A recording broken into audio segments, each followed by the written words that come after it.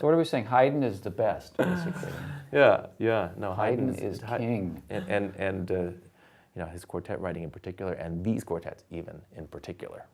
So we're hoping to, you know, get audience members to come away from this going, wow, I want to discover more Opus 20 and more Haydn. Right. We're hoping that the students here at U of M are going to be the same, like, I want to learn Haydn and perform Haydn and study Haydn, because it speaks and opens up all these channels through the other composers that followed.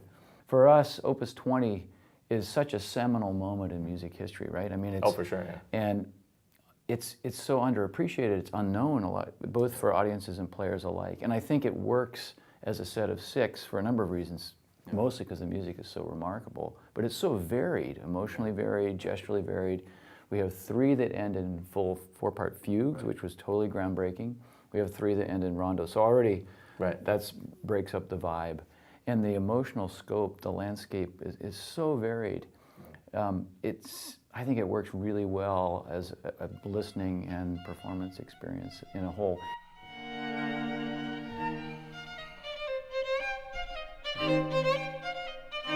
Imagine, I'm sure a lot of people who are going to come don't know these works intimately and are going to be discovering some of this music for the first time, and it's a tremendous experience to hear some of this stuff, things that you didn't really know existed, that were so powerful and so seminal and so inventive. It's so true what you just said, didn't know existed. I mean, how many people will come to this concert not having heard a large portion of the Opus 20s? There were at least 2 of the Opus 20s that I didn't know at all until we learned them in the last few years.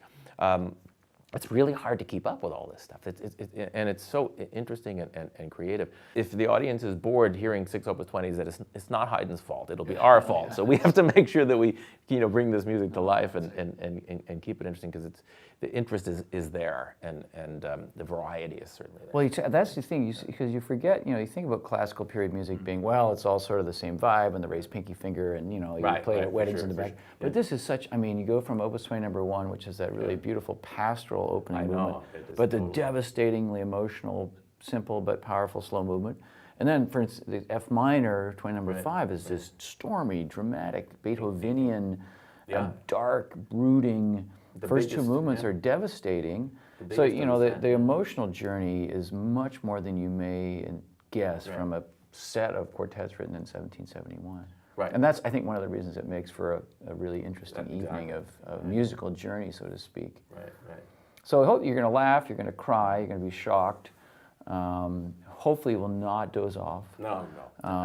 But I think, and the balance, I was practicing today, like, you know, I love Beethoven, but he tends to ramble. You know, some of these quartets, they go on for 50 minutes. Oh, yeah. It's really, and the balance of time, and he always spends exactly the right amount of time on a thing or a movement or an idea before he moves on.